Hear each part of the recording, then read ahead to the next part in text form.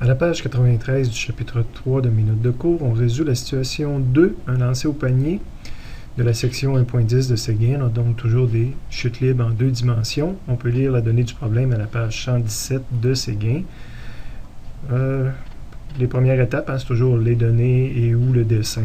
Je passe de l'un à l'autre selon mes besoins, mais pour me rappeler que j'ai une chute libre en deux dimensions, c'est un lancer au panier. Pour avoir fait ma première lecture, puis avoir regardé ce qui était dans Séguin, dire l'objet va partir d'une certaine hauteur et je vais le lancer, donc trajectoire typique d'un projectile lancé, et il va le finir ici dans le panier un petit peu plus haut. Okay. Bon, prendre le temps de repasser ma deuxième lecture de toutes les données que je rencontre. Donc le Y initial, c'est 2 mètres. Il est dessiné ici. Ma vitesse initiale qui est donnée, 7 mètres par seconde, avec un certain angle. Donc j'ai dessiné mon vecteur vitesse initiale ici, et tout de suite on me donne après ça l'angle au-dessus de l'horizontale, 55 degrés. Est-ce que c'est vraiment θ initial ou c'est un autre θ? Il faut que je relise la phrase. Un angle de 55 vers le haut par rapport à l'horizontale. Donc il est ici mon angle, première des choses, je trouve où ce qu'il est, et ça correspond à un angle par rapport à l'horizontale X. Donc c'est un vrai θ initial. Je poursuis, l'arrivée se fait à 3,5 mètres, mon Y final qui est illustré là. Je cherche le ΔT, donc un intervalle de temps en secondes. J'aurais pu l'écrire à côté du pointillé ici, mais là je pense que je l'ai mis dans une cote en bas, dire quand je suis passé de là à là, sur l'axe des X, ça correspond à ΔT. On me demande aussi la hauteur maximum que va avoir le ballon. Donc un point ici en haut que j'appelle Y max, que j'aurais pu écrire à côté du point ou que j'ai reporté sur l'axe des Y. Et finalement, on me demande quel va être l'angle du ballon. J'ai décidé de dessiner le vecteur vitesse finale à la fin, qui n'était pas obligatoire. Mais si vous le dessinez, il faut qu'il soit plus petit que vitesse initiale, parce que je vais retrouver la même vitesse au moment où je vais passer à l'horizontale. Donc ici, je dessinerai un vecteur vitesse vers le bas qui aurait la même longueur que celui-ci. Mais si je n'ai pas encore repassé au même niveau, je n'ai pas encore récupéré toute ma vitesse. Donc le vecteur est un petit peu plus bas. Et je vais donner l'angle par rapport à mon horizontale normale. Donc, dans mes données, c'est la dernière inconnue que je cherchais. Donc, je regarde ma première inconnue, ΔT, puis je vais aller voir qu'est-ce que je peux utiliser pour répondre à ça. Il faut évidemment que j'ai toujours en tête qu'est-ce que je connais en plus de mon point d'interrogation de ce que je cherche. Dans les résumés, les équations d'un projectile, j'ai ΔT ici, mais je ne connais pas... je ne connais pas la vitesse selon X, je peux toujours la calculer, mais je ne connais pas de ΔX non plus, donc j'ai deux inconnus. Deuxième niveau, je connais les Y initiales finales, vitesse initiale selon Y, je peux les calculer, ΔT, donc ça me semble intéressant, sauf que je vais avoir une racine là, qui parfois peut me tanner. Je vais avoir une équation quadratique, là, moins B plus moins B2 moins 4AC, moi je ne suis pas fort de ça. J'utilise celle-ci, ΔT, je ne connais pas la vitesse finale, donc j'ai deux inconnus, un peu comme dans la première, je me trouve avoir deux inconnus aussi. Puis après ça, le ΔT, quand il réapparaît, c'est encore plus compliqué. Pas nécessairement plus compliqué, mais en tout cas, j'y gagne pas beaucoup. Puis ici, il apparaît encore en ΔT au carré. J'aurais le choix entre la première en haut et la deuxième ici pour me partir, pour ne pas l'avoir au carré. Je vais choisir de travailler avec la deuxième. Un peu d'expérience là-dedans, mais ça aurait été possible aussi de le résoudre avec la première équation. Donc, mon chemin que j'ai choisi, je le transcris ici. Je cherche le ΔT, donc je vais isoler le ΔT là-dedans. Ça va faire ça s'en va de l'autre côté, devient moins. Le G va venir diviser, donc vitesse initiale selon Y. Ah, c'est vrai, il y avait déjà un moins là, fait que c'est plutôt que les autres vont s'en aller tout l'autre côté, va venir plus, lui va rester de son bord, puis lui va devenir moins de ce bord-ci. Donc pour ça, je l'ai écrit dans le bon sens.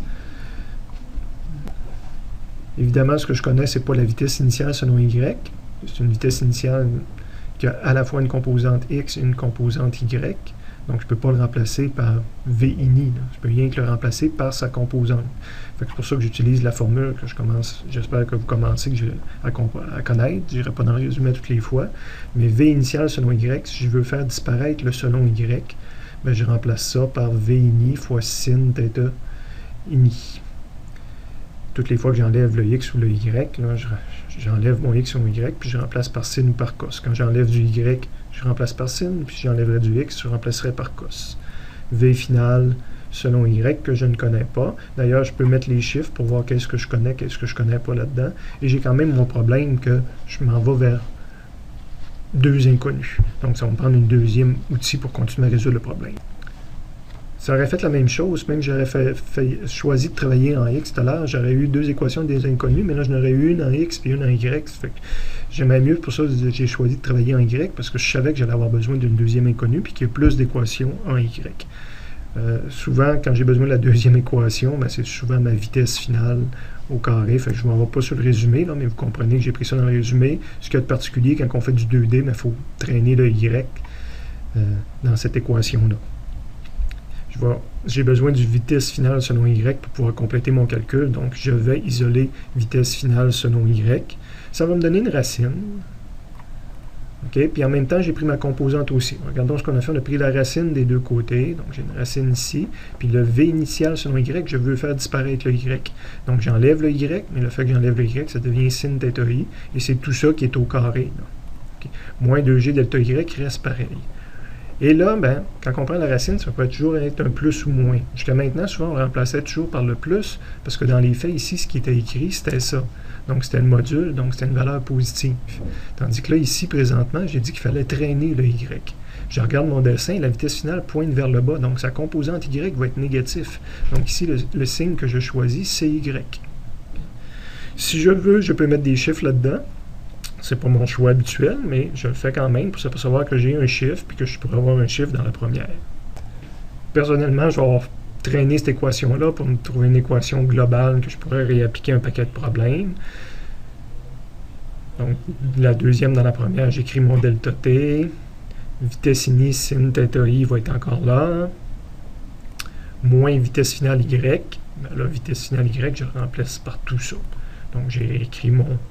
Évidemment, moins va devenir un plus. Et je divisais par G, j'ai encore mon divisé par G. Et à ce moment-là, je mets mes chiffres. Quand je m'aperçois que dans une équation, je connais tous les chiffres, et j'obtiens ma réponse. Qui aurait été la même, j'aurais pris le 4.15 puisque je l'aurais mis ici. J'ai répondu au premier point d'interrogation. Le deuxième, la hauteur maximum, le Y maximum. Cette fois-ci, je vais aller dans le résumé. Parce que je ne veux pas oublier de consulter mes équations en bas que j'ai le droit d'utiliser. Donc, quand on me demande une hauteur maximum pour laquelle la vitesse est rendue à 0, la vitesse Y est rendue à 0, là, puis je ne déplace plus un Y, j'ai le droit d'utiliser les formules ici. Donc, c'est une de ces formules-là que je vais avoir utilisées dans mon problème. De retour à mon problème. Donc, Y max est égal à Y ini plus V ini au carré sin θ carré divisé par 2G. J'ai choisi la version qui faisait vraiment apparaître toutes mes données listées dans la problématique au départ. Donc, je suis prêt à mettre des chiffres là-dedans. Et j'ai ma deuxième réponse. Troisième point d'interrogation, c'est un angle. Quand on veut connaître l'angle d'un vecteur, ben là, c'est de l'algèbre vectorielle tout simplement. C'est l'angle d'un vecteur, ben il y a une formule qu'on va chercher. Donc, l'angle d'un vecteur, c'est la tangente moins 1, sa composante Y sur sa composante X. Je l'applique à mon problème. Je veux θ final. Donc, je vais prendre tangente moins 1. De vitesse finale selon Y divisé par vitesse finale selon X, AY sur AX. Mais en plus, il faut, encore un point de compréhension, il faut se rappeler que la vitesse selon X ne change pas. L'objet avance toujours à la même vitesse selon X. Je vous ramène dans le résumé une seconde. C'est montré dans le résumé, hein, le vecteur vert varie et diminue en montant et accélère en descendant, mais le vecteur rouge est toujours le même. Donc Vx ne varie pas. Ce qui veut dire que V final selon X est égal à V initial selon X.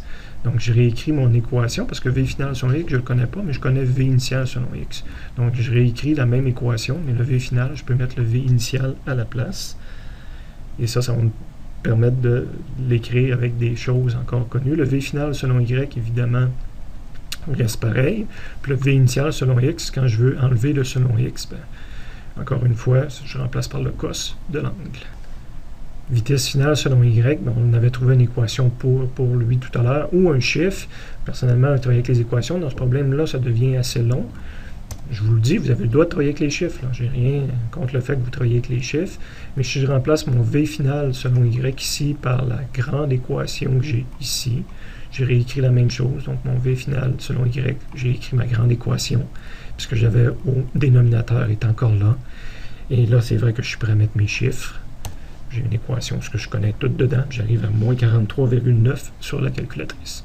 Donc, j'ai jamais fait le calcul intermédiaire, excusez, que Séguin faisait en premier, là, de tout de suite décomposer sa vitesse initiale selon X, selon Y. On peut le faire. Ça nous donne deux chiffres, puis ça nous fait des chiffres à traîner au lieu de des équations complètes.